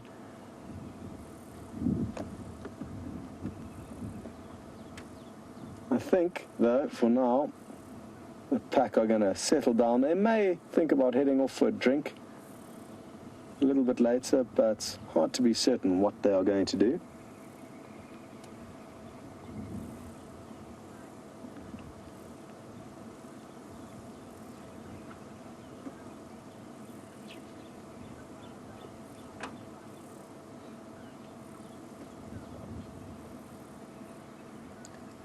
Hi there, Michelle in Michigan. And you're interested to know what kind of noises will the wild dogs make? Do they perhaps howl like wolves at night?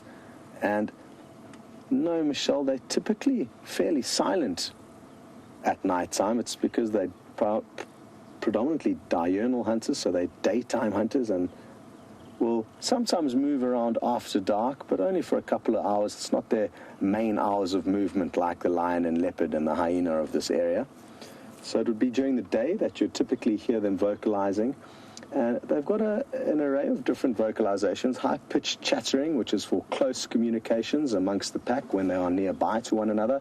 Often they've chirp excitedly as they wake up before they're going hunting, or when they're begging other adults or other members of the pack to regurgitate meat for one another, and they do that. And we heard that high-pitched chattering a little bit earlier, just before they approached James and Andrew on foot. Some of you may remember that. They've also got a kind of dog-like bark that they will let out when they're a little bit kind of frightened or afraid, or they get a fright. They let off this kind of dog-like bark, and then they've got a very strange kind of... Coffee, any updates? It's kind of like a howl, almost like an ambulance kind of siren making, which is their long-distance contact call. And I'm terrible at imitating it, so please don't use that imitation I've just done as your reference. But it's a similar kind of sound, almost like a howl, you could say. But I haven't heard that call very often, so I sadly cannot give you too much insight into it. But it's usually when pack members are trying to relocate with other members, they'll let out this loud whooping howl. So there's one or two members of the pack that have found some shade further afield from the rest, and are they going to keep moving after this little breather? It looks like they may just. Hard to believe after all the movement they have been undergoing, but it looks like slowly, one by one, they are thinking about their next moves.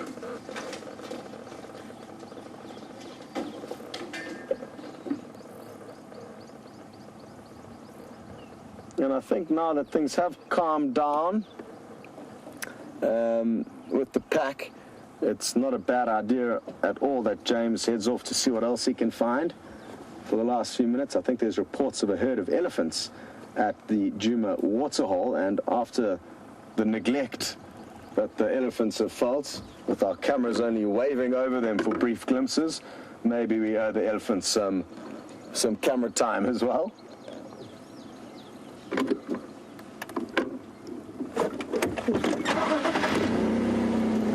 Just going to squeeze in with the rest of the pack here.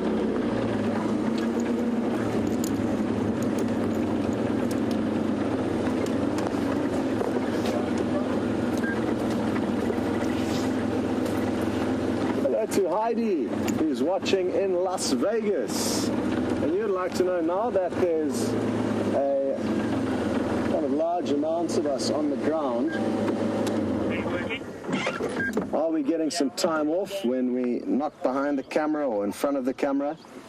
And yes, some of us are getting some time off, but Jamie and Brent essentially were off this morning, but they came out tracking, so they are working, and we all work quite hard while we're out here. There's not much else to do. We can't really go and watch a movie, so we all tend to work quite hard while we are here. But if we do have the odd afternoon off or morning off, we tend to try and share that equally amongst everyone. The cameramen, for example, are in for a hard stint now until the new cameraman joins us. I think on the 14th there's a new cameraman coming, yeah, according to Bryan. So I've offered to, go on camera one afternoon, maybe to give Andrew or Bryan a break. So it's always ever fluctuating, ever changing, and even though we try our best to have set structured leave cycles, because of the Nat Geo TV broadcast, they always throw our kind of weekly plans off kilter, and that causes rifts and leave, and sometimes we're short-staffed, sometimes we're overstaffed. But it's always good fun being out here, and I think our team has got a great work ethic. It can be some long hours and long days out here, but obviously we all love what we're doing, and that helps fundamentally in getting up every morning.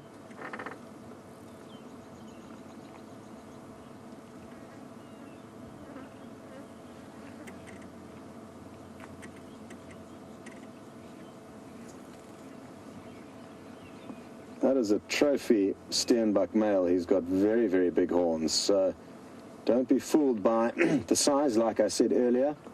A fully grown male in his prime, and I guess not so bad then that, he's had his time to shine. He's had a good life out here.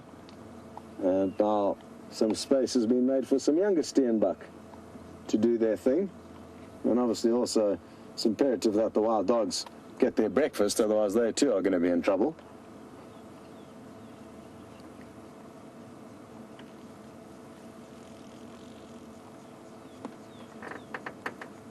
So these to me look like they are all pups. They're all youngsters, 2, 4, 6. The rest, which I cannot see now, and I'm told they're around where James is, but they're moving off now, are all the adults. And a white-backed vulture's just flown in onto the scene there. This is a good reason why they do not land in trees with leaves. Look at how unglamorous that is. Not that you can see much, but it was not the most graceful of landings. And that's because it chose a very tricky airstrip to land in. It's still battling to get its balance, but it's the risk, I guess, it took because it wanted to get close in on this action.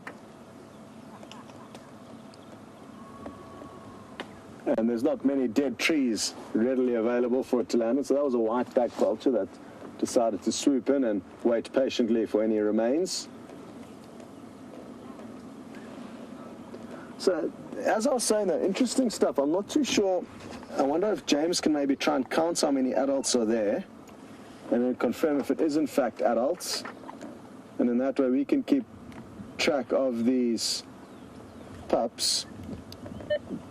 Jamie or James, did you get a head count on how many dogs were there, and if so, if you think they were all adults? And the reason why we need to keep track of this is because it'll be hugely interesting if the pack has split up. So yeah, I think they were all adults. It looked like about 5 or 6. Okay, copy that, thanks. It looks like all pups here, and yeah, just 6 of them. So possibly the rest of the pack are still on Arethusa. Scott, and I've been correct, but I think the pack has now dropped its number down to about 15 or something. Okay, copy that. Thank you. So both adults and pups have been lost. That's affirmative. I'll try and double check later. Okay, copy. Thanks, Jamie. So, it sounds like there's some bad news, everyone. And I was hoping that this pack would merely have split up, and that's why there's not nearly as many individuals as normal. But it appears like Jamie may have got an update. She just needs to clarify exactly what went on and the numbers that are remaining in this pack. But it's gone from an update. I can't remember who helped us out with that, but thank you earlier, saying 11 adults and 9 pups. Now it looks like 5 or 6 adults with Jamie and 6 pups here. So the pack is almost halved in size. And that could have been just from one bad day. The pack could have run into a pride of lion where a few dogs could have been killed. Or I'm hoping what may have happened is there could have been some kind of a dispersal. The pack may have split up. That does happen. But I fear that the more realistic turn of events has been that the pack have come unstuck and lost a few members to an all likelihood lion.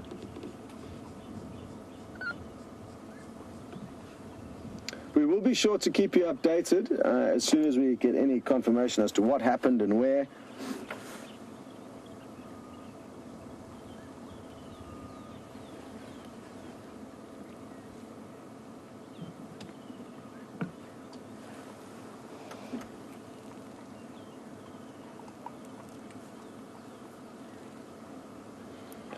Hi there, Pam Shirley. You would like to know what happens when the females come into season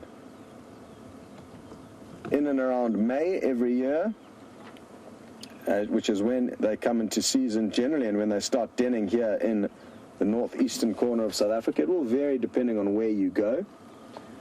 And Pam, no, the female will not move away from her pack in order to find another male. She will mate with the alpha male within this pack. And obviously over the years, the position of alpha female and alpha male will change. And what's important to understand is that not only the alpha female will be allowed to mate, depending on the pack and the circumstances, sometimes the beta female will also be able to mate. And I think that happened with this pack. They weren't denning with us, but I'm fairly certain that this pack had 2 different females that mated and subsequently gave birth. But I stand to be corrected there, but it's not uncommon for that to happen. And how they get new genes coming in, Pam, which is obviously where you're going with this, is, you know, every couple of years, males will split up from a pack and rejoin. It's called the dispersal pack. They may join. Here's the chattering and begging.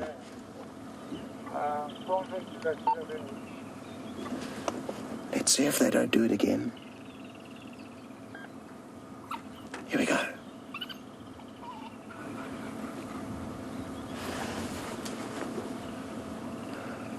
Little bit of a tug of war going on, and Steenbuck's head perfectly framed there. And interesting that they've waited this long to decide to have the tug of war over what remains.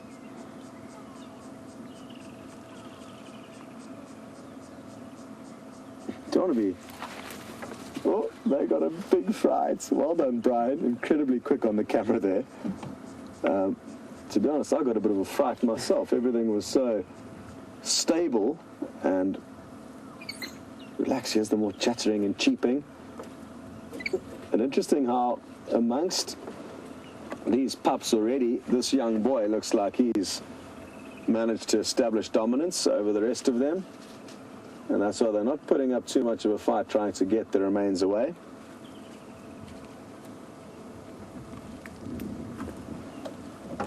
What's interesting is that it's not all pups.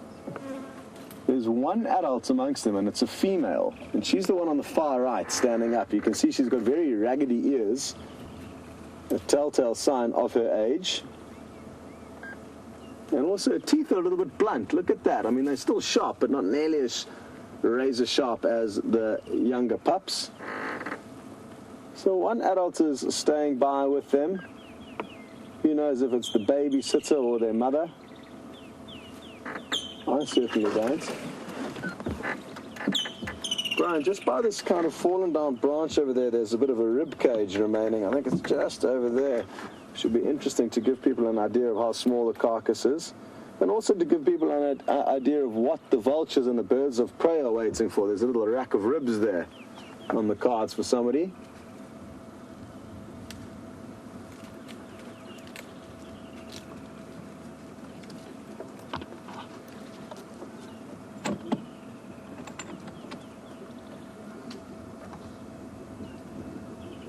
Well, it is with a huge smile on my face and with great elation that I know a good friend of mine and fellow guide, Nick Podders Podmore, has been joining us on the safari. Podders, I'm so happy to hear you've been watching. Next time you must let us know sooner in on the chase, and I hope you've enjoyed what's been an epic morning chasing these wild dogs around. Good luck with work today. Okay. Bryan says there's one that's it's literally lying up against the wheel. What I'm going to try and do is, Bryan, I'm going to film it with my camera, with my cell phone, and you'll be able to film my cell phone. Possibly. Oh no, it's not going to be easy. Are you going to get that angle? Is it too much of an angle? Can you block the glare a little? Yeah, there we go. It's literally lying against the wheel of the car. Maybe that'll be a bit better. Let me try and block the gap properly. One more second.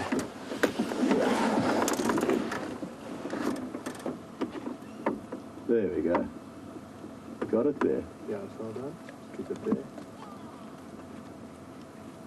So you can see the massive tire of the car. There's another one that's just arrived. Looking up at my phone. Okay, well, strange views. Worth the photo quickly, actually. There we go. And good testament again to how relaxed these animals are with us. And over many, many years of us being here, driving around with them, never harming them, never feeding them, just being this kind of neutral entity in and amongst them, a spectator, this is the result we get. Completely relaxed with our presence, both in the vehicle and, as you saw earlier, on foot with James. Awesome stuff. Speaking of James, let's go and see if he's having any luck with the elephant at the Djuma Waterhole. Right, everybody, so we've just come into where there was a herd of elephants, kindly spotted by a zoomie, having a drink at the Djuma Dam Pan, and they seem to have found themselves an ideal spot of dust in here, and maybe a bit of mud, and they're throwing it on their bodies to try and make sure that they remain relatively cool in the heat of this day. There is also a buffalo knocking about in here. There we go, she's just looking at us. We're not too close by, and there seems to be a bull in there as well, big bull. We don't have a great view, of course. If the focus does go every so often, that's because I'm on camera. Andrew has no view from where he is. Do you, Andrew? Yeah. There we go, some dust there. Nikki's just understood. She was about to shout at Andrew for being incompetent, but it's in fact entirely me. Okay, I'm going to try and hand over to Andrew. There we go, Andrew. Right, now Nelly, aka Neville, you asked a question earlier about elephants and their role and their as a sort of keystone species out here, and how they change the makeup of vegetation from grassland to forest. And I mean, I was going to give one answer, and I mean my answer is the same, but Steph and I then discussed it as we were walking along, and I think you'll find that they would change an area profoundly. I think at the moment, with the number of elephants that there are here, they don't tend to change necessarily the species makeup so much as they do the structure. So I know in one of the areas I used to work, there's a lot of what we call Mapani felt, and that Mapani just used to be sort of, instead of being mature, thick Mapani, it was much more scrubby because the elephants used to break it off at a certain level. And you can see where I'm sitting now. But I think, as Steph was saying, that at one stage there were probably about 25 million elephants on the African continent. Now, I mean, there's nothing like that number at the moment. So yes, I think they would have profoundly altered the state of the vegetation. And this is why when people tell me there are too many elephants in the Kruger, or there are too many elephants here and there, I struggle to sort of accept it, because I don't think we truly understand how many elephants there ever were. And so yes, in a long roundabout way, Nelly, aka Neville, there definitely is a profound effect that elephants have on the vegetation, and I do think that they would create a far more open vegetation type were they left to their own devices.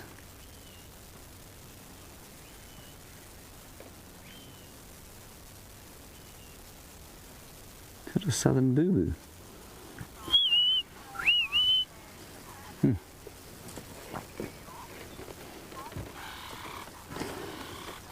So that's a big bull there.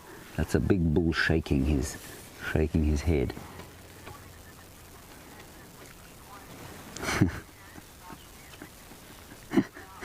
And Deborah, armchair traveller in New York City, you want to know if playing music to elephants would result in them reacting in any kind of a unusual way. Would they react in a positive, or would they respond to the music in any way? They might. I suspect it would not be particularly a favourable response.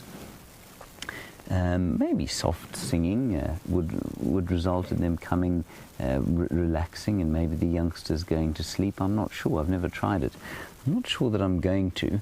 I think far more, I mean, rather than, sort of completely unfacetiously, I think far more than the kind of song that was sung to them, they would pick up a tone of voice, they'd pick up a sort of attitude. And so were you to come and sing them Enter Sandman by Metallica, I think you might find that they would either run away or run towards you at quite a speed. Were you to come and sing them a lilting Paul Robeson spiritual, I think they'd probably quite appreciate it. They like the violin. Apparently they like the violin. I don't know why Andrew thinks that. All right, Scott has got a beautiful view of that pale morph tawny eagle. Let's go across to him. Look at how awesome this tawny eagle is. In perfect morning sunlight, its talons displayed on that little dead knobthorn tree, and it's scanning the ground, hoping to see a scrap. Just going to chat with Taxon quickly. Tax, yeah, it is the Sands pack, but it looks like there's only 5 pups remaining and maybe 6 or 7 adults. So they've had some problems. Here it goes, straight towards us. Look at this is incredible. Well done, Bryan. Absolutely ridiculous. That shot is going to be on the next show reel, I think. Well done, that was so cool.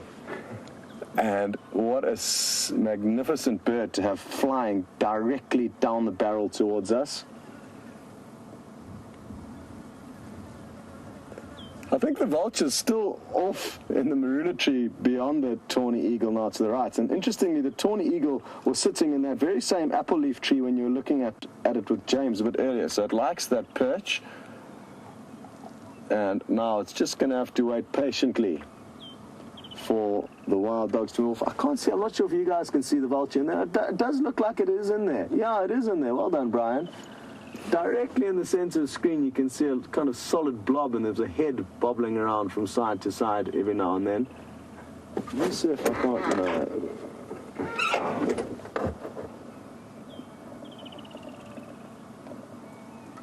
Well, we've got a little treat lined up for all of you. It's not very often that we drop a little slow motion clip into the live safaris, but for very special scenes and moments, it happens. And you guys are about to be taken on a slow motion flight of the tawny eagle. Enjoy.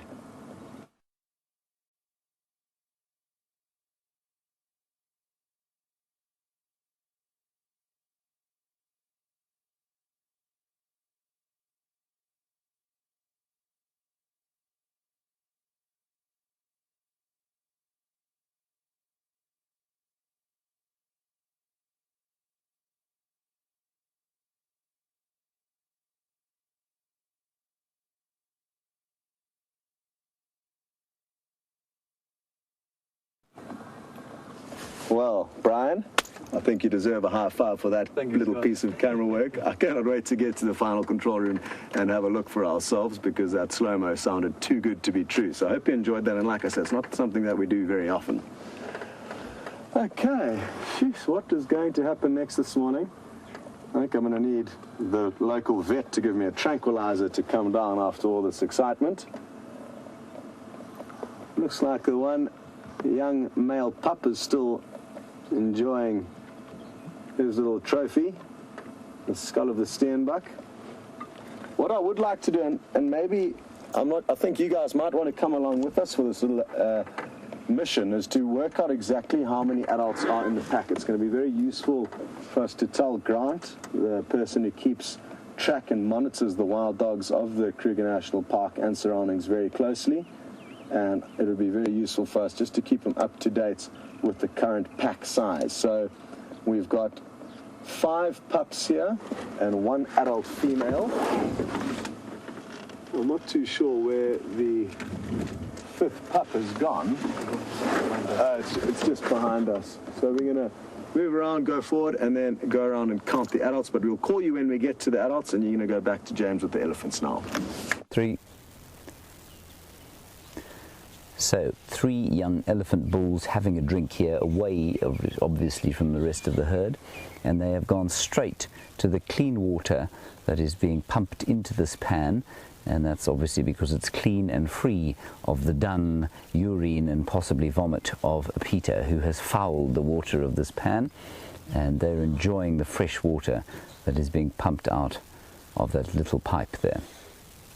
And if you listen well, you won't be able to hear too much, because we're only on the lapel mic. We're on foot. Well, we were on foot, obviously. But you can hear the tremendous sound of them sucking and sucking and sucking huge volumes of water up into their noses. Very glad I don't have to drink like that. I guess it doesn't feel to an elephant like it does when you get liquid in your nose. So you might be able to hear that.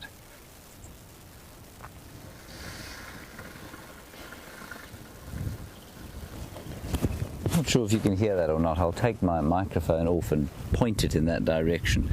I don't think it'll make a huge difference. No. Anyway, they're sucking water into their trunks and obviously then spraying it into their mouths. Some elephants will drink, I mean, if they swim, they will drink straight into their mouths, but obviously here that's not possible.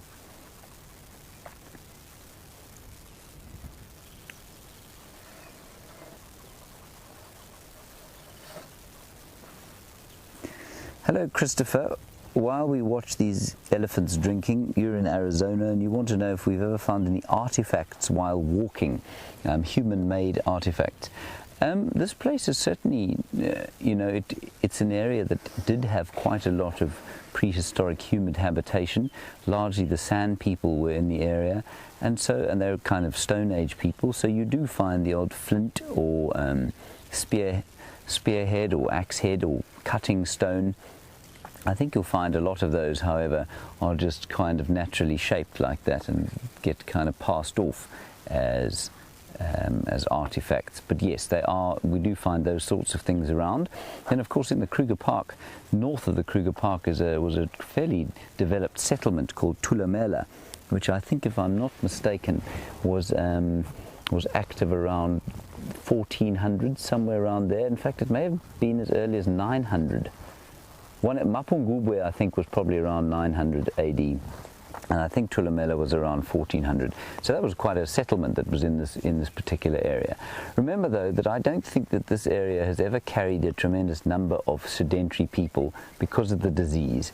And so, and up until 1898, when the rinderpest came rocking through here, trypanosomiasis, or sleeping sickness, was a major issue in the area, and obviously malaria has always been a problem, and so that's one of the major reasons that there haven't ever been enormous human habitation in this area, and why we don't get enormous numbers of artifacts. You do find also the odd clay pot in a termite mound, which we think are used for burial, and that's quite interesting, but those are more recent. Those are kind of probably within the last 150 to 200 years.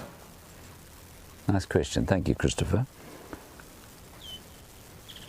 Hello, Zoomy. The Zoomy seems to be filming us. Jamie, sit up straight. Yeah. You can see Steph is still prepared for his bushwalk. If you happen to be watching the damn camera. I think, just one more note on these bulls. I think that bull to the left-hand side, the closest one, Andrew, stop being a clown. He's got pretty big tusks for his size. I think you'll find that when he's a big old bull of about 50 years, he's going to be a very substantially tusked fellow indeed.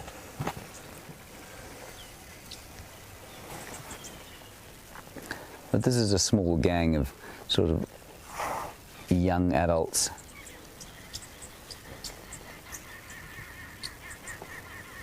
Just staying within sort of probably audio contact with the rest of the herd, and lovely to see their heads together like that.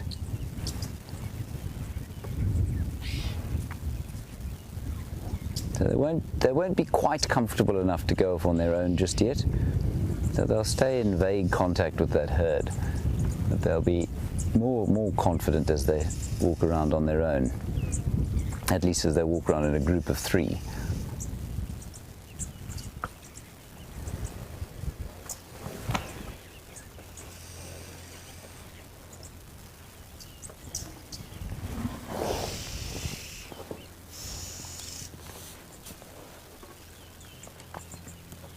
grief.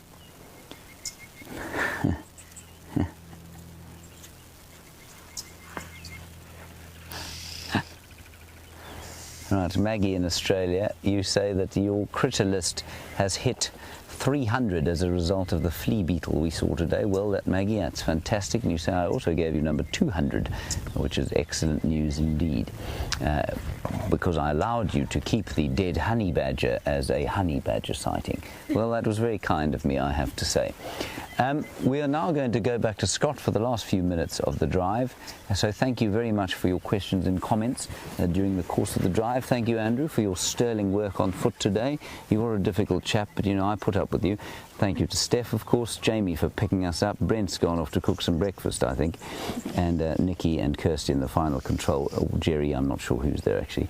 We will chat to you later this afternoon. No, it'll be the Lovers Drive this afternoon. I'll see you tomorrow. Bye-bye. Until then, stay safe.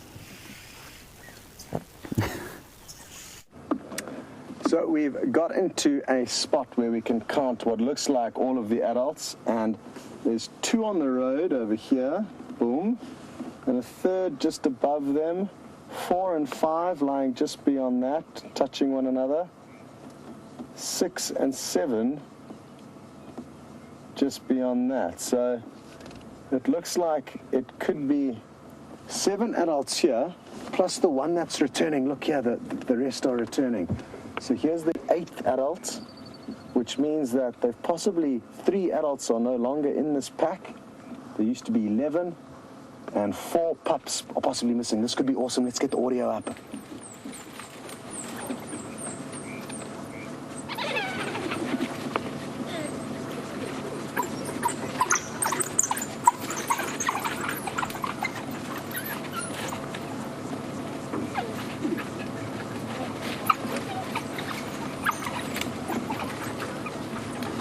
Fascinating is this?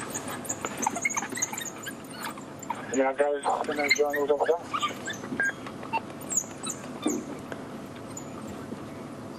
Yes, of course, Tex. Isn't this awesome? The mouthing and kissing and begging between the young pups